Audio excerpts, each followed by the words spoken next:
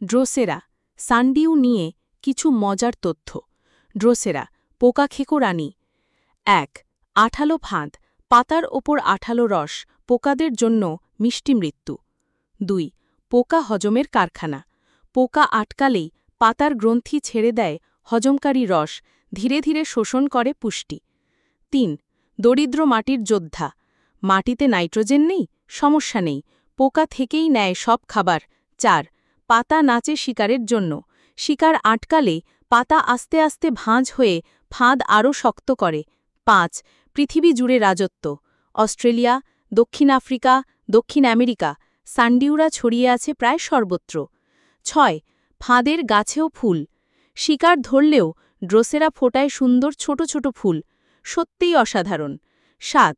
রোদেই ঝলমল ফাঁদ, উজ্জ্বল আলো পছন্দ করে, আলোয় ঝলমল আঠালো ফাঁদ পোকাদের আকর্ষণ করে।